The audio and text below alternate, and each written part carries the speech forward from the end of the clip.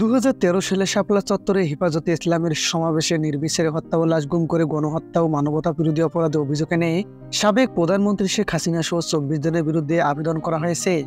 এ তালিকায় রাজনীতিবিদ ছাড়াও সাবেক সেনা কর্মকর্তা, সাবেক মন্ত্রী, পুলিশ, সাংবাদিক, আইনজীবী এবং গণজাগরণ মঞ্চের সংগঠকদের নামও রয়েছে। মঙ্গলবার আন্তর্জাতিক অপরাধ ট্রাইব্যুনালের তদন্ত সংস্থা এ সংক্রান্ত আবেদন করেন হেফাজতে ইসলাম বাংলাদেশের যুগ্ম মহাসচিব মুফতি হারুন ইজাহার চৌধুরী। তার আইনজীবী গাজী এম.এইচ তামিমে তথ্য নিশ্চিত করেছেন। আবেদনে ঘটনার তারিখ হিসেবে 2013 সালের 5 ও 6 মে, স্থান হিসেবে মতিঝিলের শাপলা চত্বর, ঢাকা এলাকা, চট্টগ্রাম, নারায়ণগঞ্জ, কুমিল্লা সহ দেশের বিভিন্ন স্থান উল্লেখ করা হয়েছে। এদিকে সাবেক প্রধানমন্ত্রী শেখ হাসিনা সহ সংশ্লিষ্টদের বিরুদ্ধে গ্রেপ্তারি পরোয়ানা জারির আবেদন করবে বলে জানিয়েছেন আন্তর্জাতিক অপরাধ ট্রাইব্যুনালের তদন্ত সংস্থা। এ বিষয়ে মঙ্গলবার তদন্ত সংস্থার উপপরিচালক আতাউর রহমান সাংবাদিকদের তথ্য জানান।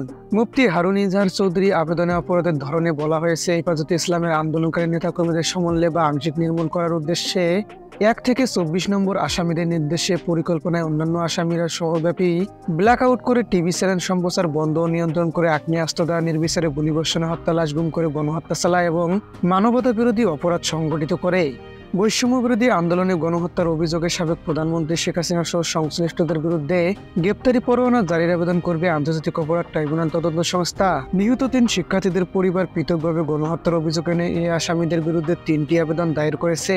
এ বিষয়ে মঙ্গলবার তদন্ত সংস্থার উপপরিচালক আতাউর রহমান সাংবাদিকদের জানান, কোর্ট রিফর্ম হওয়ার সঙ্গে সঙ্গে আমরা ওনাদের বিরুদ্ধে প্রসিকিউটরের মাধ্যমে গ্রেপ্তারি পরোয়ানা জারির আবেদন করব। প্রসিকিউশন টিমও রিফর্ম করতে হবে। ট্রাইব্যুনালে মঙ্গলবার পর্যন্ত শেখ হাসিনা সহ সংশ্লিষ্টদের বিরুদ্ধে গণহত্যা ও মানবতা বিরোধী অপরাধের অভিযোগ এনে 6টি মামলা হয়েছে।